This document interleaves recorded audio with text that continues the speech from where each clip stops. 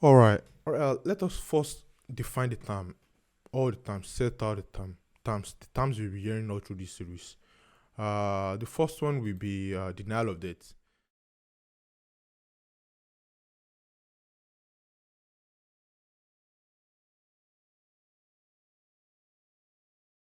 It is not just denial of death. Actually means uh, we are not going to die. Not just not just I don't want to die. I don't want to die actually means you're acknowledging death. But denying death actually means that we are not going to die. That's what it actually means. Then immortality. Immortality actually means living forever till the end of time. And this is actually complicated. There are several types of different types of immortality, and that is literal immortality and symbolic immortality.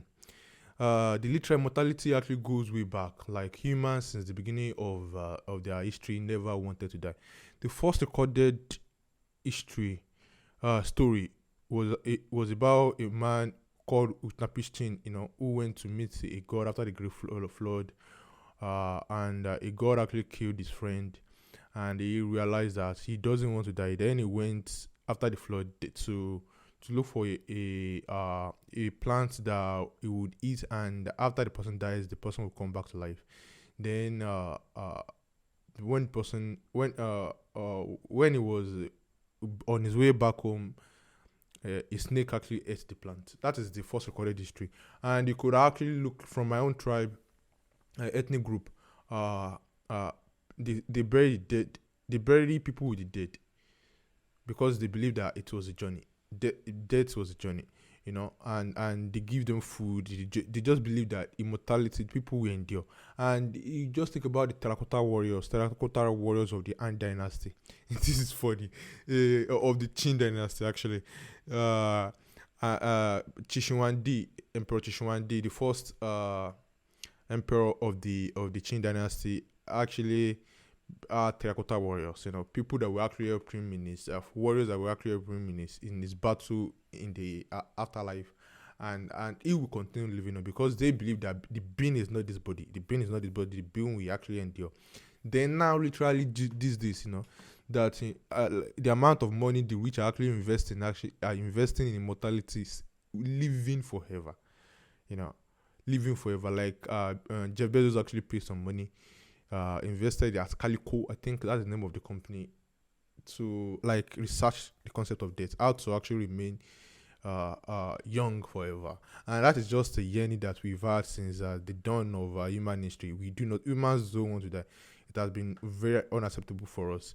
So symbolic immortality is actually the kind of immortality we all yearn for in our work.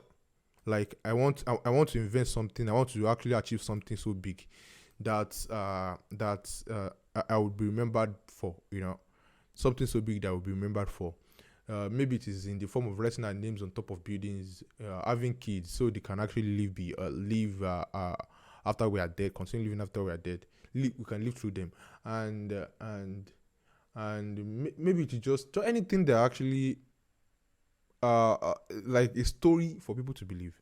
Honestly, that is what symbolic immortality is. After you are dead, a story for people to believe after you are dead, something to remember you by. I won't be dying, but something behind me will actually live on. That is what symbolic immortality is.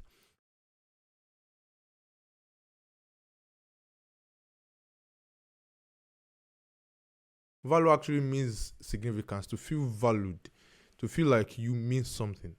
You know, to feel like life means something to you. To feel like you mean something in your culture, your environment, and and and then self-esteem. Self-esteem is a sense of self-worth. It is a sense of satisfaction with the self, having an eye perception of the self, eye view of the self, yeah? And that is what self-esteem is. Then tribe. This is complicated. It is simple. It is actually simple. It is not complicated. Tribe actually means a group connected by an idea. Tribe actually means a group connected by an idea. Tribes are people think ethnicity is just what tribe actually means. Ethnic tribalism. Ethnicity is just what tribe means, like an ethnic group that is connected by one similar origin story. But this is the thing about, and people think it is a social construct. It is not a social construct. Ethnicity is not a social construct. If you can actually see someone and actually recognize what they look like, and actually recognize the tribe they come from, and because years of inbreeding, because people don't breed outside their tribe, it could be a jawline, it could be just a glare or something. You actually know them, and this is worse in Nigeria's case. You can actually recognize an Hausa, you can actually recognize an Igbo, you can actually recognize a Yoruba. It is very easy to actually recognize I'm Yoruba. And the worst thing is that people even build along the line of ideas. If you are Muslim Yoruba, you know, you can even someone can actually know that you are Muslim, even though you are Yoruba. It is a question. It is not just something that you can actually know the religion this person is practicing, even no matter how they dress. Just see, maybe it is the shade of their skin or something, just something, you just see them. This guy is a Muslim, and it's not just the way they dress. It is just no, this guy. It is because and it is very sad that people don't breed outside their idea.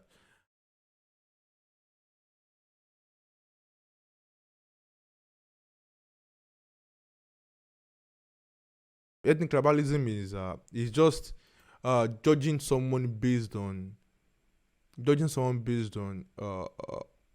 group they come from, the tribe they belong to. It could be football can be a tribe. Football is actually tribal. The police force is actually tribal. Football, like let me say you want to employ someone, and you said I just want to employ someone from Chelsea, you know, Chelsea Football Club, or someone who actually supports Chelsea or supports Man U. You can see that this would be unfair because you can't actually judge them by what the club they belong to. Another thing is ethnicity. No matter what, it is just ethnic tribalism only means judging someone by the group they belong to. It is not like reaction, like I've been judged by them, so I'm judging them. I'm judging them back, and that means I'm not tribal. Ethnic tribalism simply means judging someone by the group they belong to. Judging someone not by their individual characteristics, not by their what they actually stand for, their values, but judging someone based on the group they belong to. That is what ethnic tribalism is. And it reflects into political tribalism. This person belongs to this APC, this person belongs to this kind of group, and I can't actually, I don't want to associate with them. That is what tribalism actually means. This is going to 7:24 already.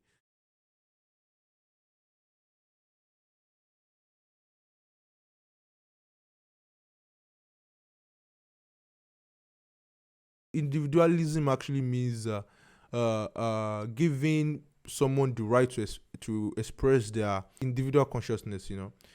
Humans are humans are the best at this. Honestly, this is when we are at our best. When we are individuals. These are there are studies that have been conducted that actually shows that once people are individualized among the crowd, they can actually go as far as possible in actually uh, unleashing in pain and suffering and tyranny on other people. But as an individual, people actually have a moral courage. A group do not have a moral courage. A group, it is only individuals that actually have moral courage. And group orientation actually means making a group or an idea the standard above individual rights. Above individual rights. Like think about Russia, for example, who said that you have no right on this country is more important than you are, and you have to actually sacrifice yourself to the country for the longevity of the country, for the name of the country, so you get drafted into the army and go and fight in Ukraine. That is what group orientation actually means. It is and what these ideas like communism, socialism, fascism actually have this in common. The individual doesn't actually matter. It is just the idea, like religion. It in Christianity, the individual doesn't matter. What they want that doesn't actually matter. You have to sacrifice yourself to the religion. You have to sacrifice yourself to maybe it is Islam or Christianity. The individual doesn't matter. And in every case, as long as the individual doesn't have the right to their own to a voice, as long as the individual doesn't have the right, as long as you are meant to sacrifice to the nation, to the religion, the individual will suffer. The individual will suffer.